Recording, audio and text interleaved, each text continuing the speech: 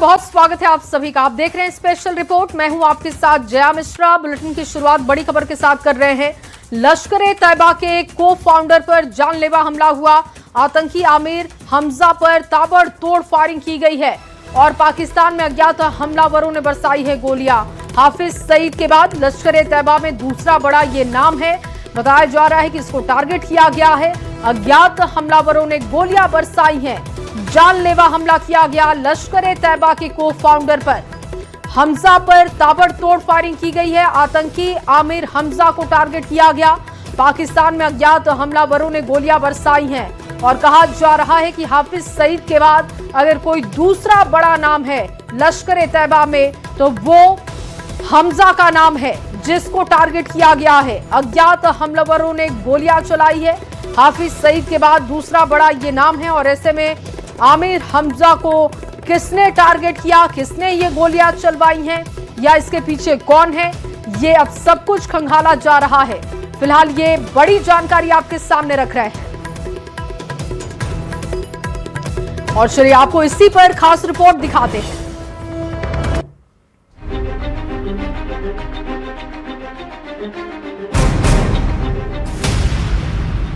पाकिस्तान में धुरंधर का डर।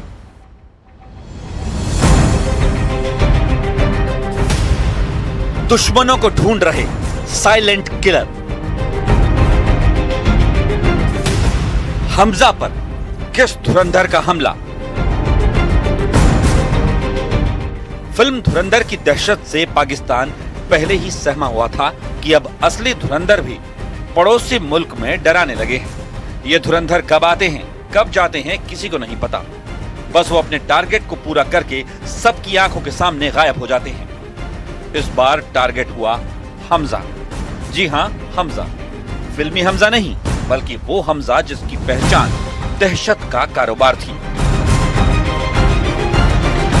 भारत के दुश्मन नंबर 1 हाफिज सईद के करीबी आमिर हमजा पर लाहौर में ताबड़तोड़ गोलियां बरसाई गईं।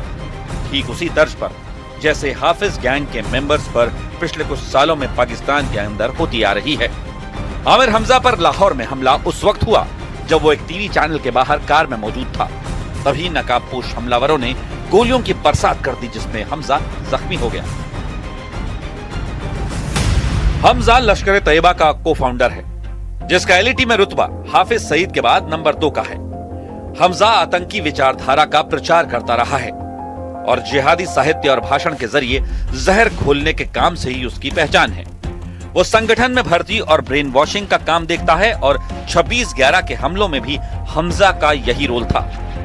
आतंकी हमजा उसी साइलेंट किलर ऑपरेशन का शिकार हुआ जो पाकिस्तान के अंदर पिछले कुछ सालों से चल रहा है। 2023 से अब तक एक लंबी लिस्ट है उन नामों की जिनको रहस्यमयी ढंग से मौत के घाट उतार दिया गया और सभी में एक कनेक्शन ये कि सभी किसी न किसी तरह से भारत के दुश्मनों की कतार में शामिल थे। सभी दहशतगर्दी के कारोबार में शामिल थे और पाकिस्तान में रहकर भारत के खिलाफ साजिशें रचा करते थे। दिलचस्प बात यह है कि सिलसिला सालों से चल रहा है, लेकिन पाकिस्तान खुद इन हत्याओं पर पर्दा डालने की कोशिश करता दिखाई देता है, क्योंकि ना तो वो कभी हत्या करने वालों तक पहुंच पाया और ना ही इतनी हिम्मत जुटा पाया कि खुलकर आवाम को बता पाए कि जिन लोगों पर हमले हुए या जिन्हें मौत के घाट उतारा गया उनकी असली पहचान क्या थी। लगातार किलिंग्स के बाद पाकिस्तान दो तरफा घिरा हुआ है। एक तरफ धड़ाधड़ मारे जा रहे आतंकियों की पहचान सामने आने का डर, तो दूसरी तरफ खुलेआम घूम रहे आतंकियों की नाराजगी, जो इस बात से खफा है कि पाकिस्तानी आर्मी और एजेंसी उनकी हिफाजत नहीं कर पा रहे। और इस बीच धुरंधर स्टाइल में साइलेंट किलर का ऑपरेशन क्लीन लगातार जारी है।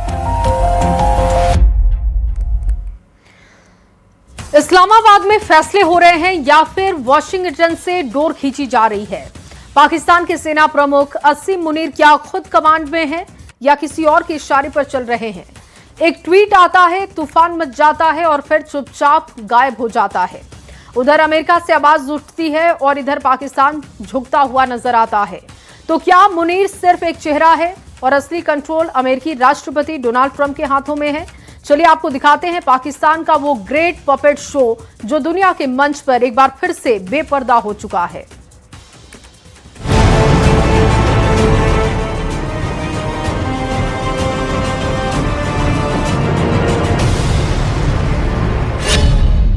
पाकिस्तान दुनिया के सामने फिर बेनकाब हो गया।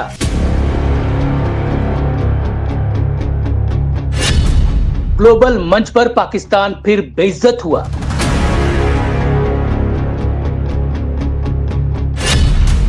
पाकिस्तान के हुक्मरानों का द ग्रेट पपेट शो।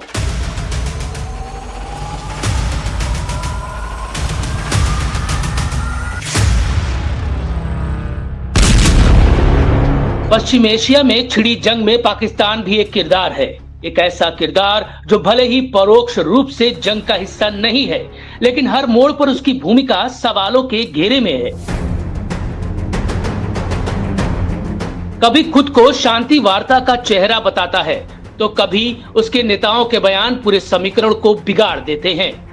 हाल ही में पाकिस्तान के रक्षा मंत्री ख्वाजा आसिफ का विवादित पोस्ट और फिर उसका अचानक गायब हो जाना इसी दोहरे चरित्र को उजागर करता है। एक तरफ अमेरिका की नाराजगी, दूसरी तरफ इजराइल का अविश्वास। इन सब के बीच पाकिस्तान की स्थिति एक ऐसे खिलाड़ी की लगती है जो खुद चाल नहीं चल रहा, बल्कि किसी और के इशारे पर अपनी चाल बदल रहा है। लेकिन पाकिस्तान में चल रहे इस पपेट शो की पूरी कहानी क्या है? कौन इस कहानी का सबसे अहम किरदार है? इसे समझने से पहले हमें इसकी जड़ तक जाना होगा, जहां से पाकिस्तान के हुक्मरानों पर सवाल उठने शुरू हुए। ये कहानी शुरू होती है पाकिस्तान के रक्षा मंत्री ख्वाजा आसिफ के एक ट्वीट से।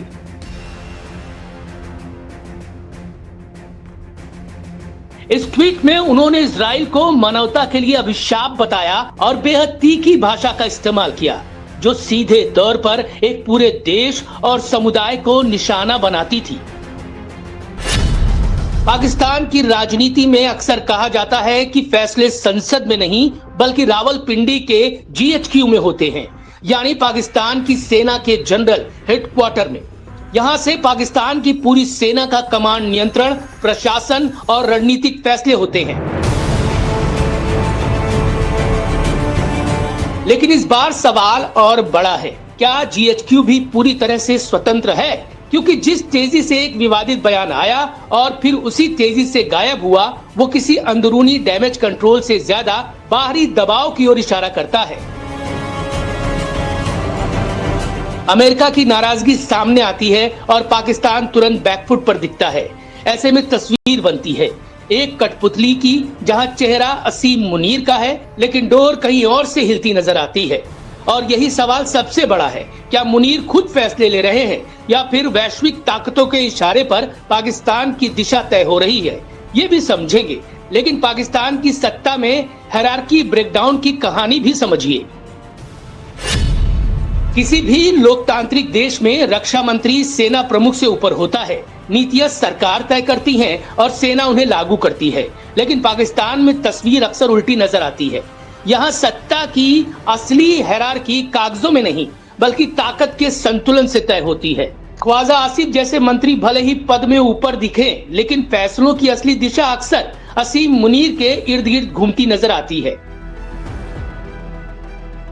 यानी सिविलियन सरकार और सेना के बीच एक अदृश्य खींचतान हमेशा मौजूद रहती है।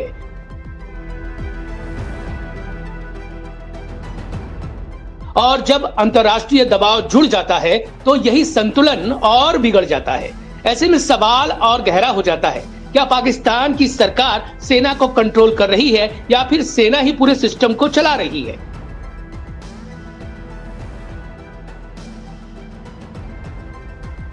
और अगर सेना दबाव में है तो आखिर असली कंट्रोल किसके हाथ में है? इस सवाल का जवाब भले ही सीधे सीधे नहीं मिलता, लेकिन घटनाओं की कड़ियां बहुत कुछ इशारा जरूर करती हैं। जैसे ही विवादित बयान आया, अंतर्राष्ट्रीय दबाव बना और फिर तुरंत डैमेज कंट्रोल भी दिखा। अमेरिका की तरफ से सख्त प्रतिक्रिया सामने आई। खासतौर पर जॉश गाथिमीर जैसे नेताओं ने इसे कूटनीति के खिलाफ बताया। ये पूरी तरह पागलपन है। जब पाकिस्तान सीज फायर वार्ता की अगुवाई कर रहा है, उस समय उसका रक्षा मंत्री यहूदी और इजराइल को निशाना बनाते हुए जहरीली भाषा बोल रहे हैं। ऐसी नफरत भरी बयानबाजी इस नाजुक समय में बिल्कुल अस्वीकार्य और नुकसानदेह है। ये कूटनीति नहीं है और इसकी कड़ी निंदा होनी चाहिए। और इसके बाद जो हुआ वो सबसे अहम था, ख्वाजा आसिफ का ट्वीट गायब। यानी घटनाओं की टाइमिंग एक ऐसा पैटर्न बनाती है जहां फैसले भीतर से नहीं बल्कि बाहर के संकेतों से बदलते नजर आते हैं। ऐसे में तस्वीर साफ होती है, एक ऐसा सिस्टम जहां चेहरा इस्लामाबाद का है, ताकत रावलपिंडी में है, लेकिन असर कहीं और से आता है। और यही पाकिस्तान में चल रहे द पपेट शो का सबसे बड़ा सच है। डोर किसके हाथ में है ये कभी खुलकर नहीं दिखता, लेकिन अतीत के मंच पर बार बार यही दिखता है कि पाकिस्तान को ताकत की छड़ी से हाँकने वाला कोई और नहीं बल्कि अमेरिका है।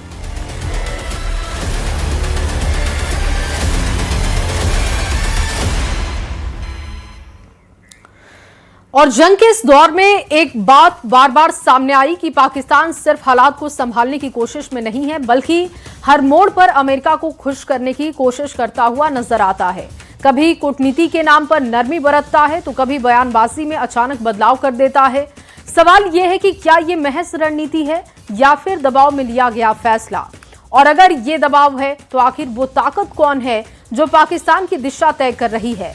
और इसकी कड़ी को जोड़ते हुए कठपुतली पाकिस्तान का अगला अध्याय आपको दिखाते हैं।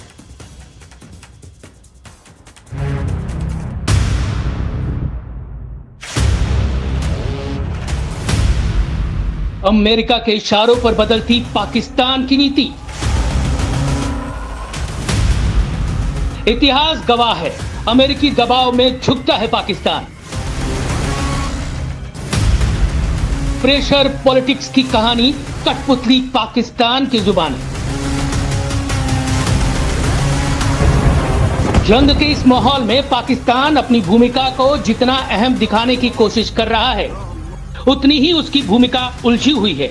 एक तरफ तो अमेरिका और ईरान के बीच बिचौलिए की भूमिका, तो दूसरी तरफ उसके अपने हालात उसे मजबूर कर रहे हैं। जानकारों के मुताबिक पाकिस्तान पर दोहरी मार है। पहली उसकी पश्चिमी सीमा पहले से अस्थिर है, जहां टीटीपी और बलूच विद्रोह लगातार चुनौती बने हुए हैं, और दूसरी अगर ईरान और सऊदी अरब के बीच टकराव बढ़ता है तो पाकिस्तान को अपने डिफेंस एग्रीमेंट के तहत इस जंग में उतरना पड़ सकता है। यानी एक तरफ अंदरूनी अस्थिरता और दूसरी तरफ बाहरी दबाव। पाकिस्तान के लिए ये स्थिति किसी दोधारी तलवार से कम नहीं। यही वजह है कि हर कदम अब सोच समझ कर नहीं बल्कि मजबूरी में उठाया हुआ नजर आता है, जहां कूटनीति कम और दबाव ज्यादा दिखाई देता है।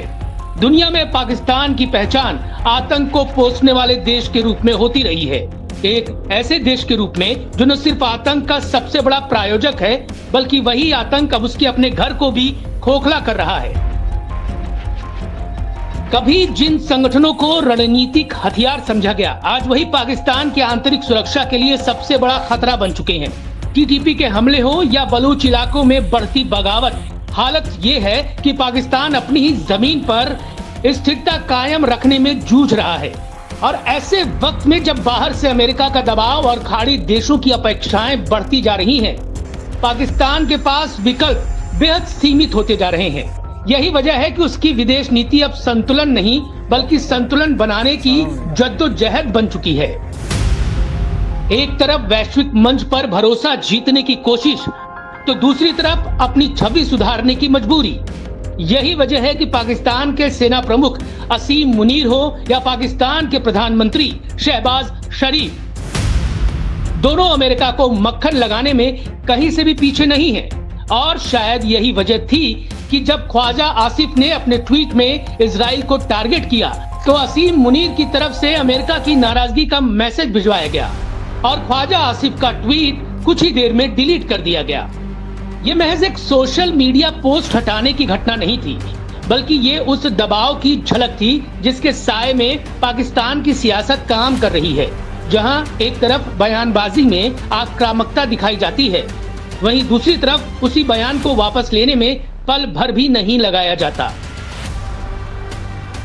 तो सवाल यह है कि क्या पाकिस्तान की विदेश नीति उनके राष्ट्रीय हितों से तय होती है या फिर उन ताकतों से जिनसे उन्हें समर्थन चाहिए।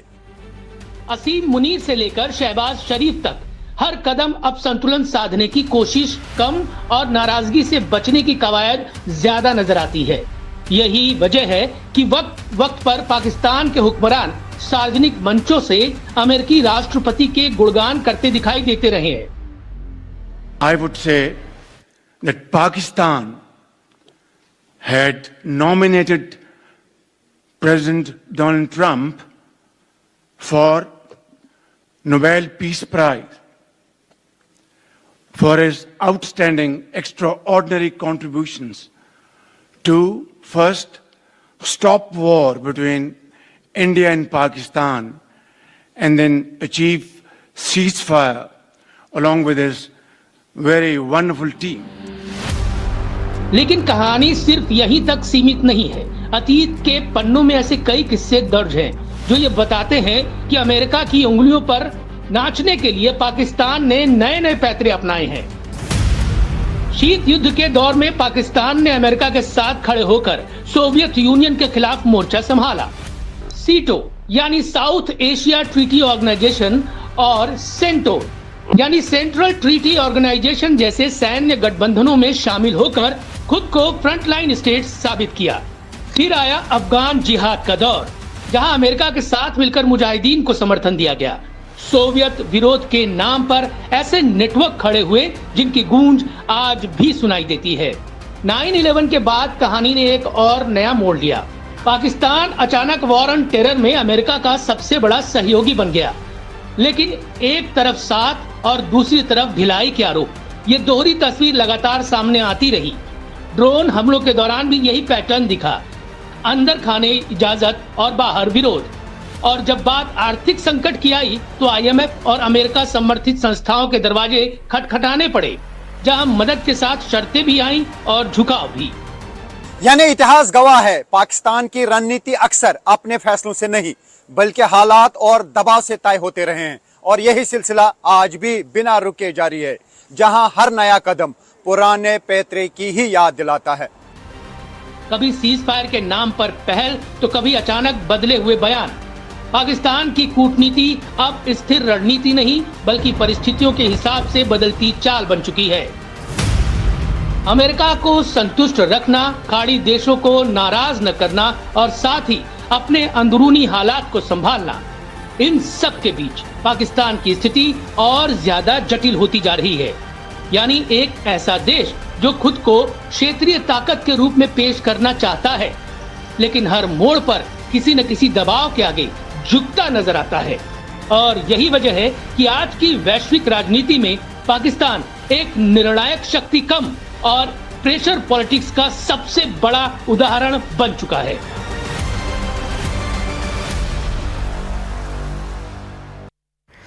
और चलिए इस रिपोर्ट के साथ इस बुलेटिन में बस इतना ही। बाकी की तमाम खबरों के लिए आप देखते रहिए News 18 बिहार झारखंड।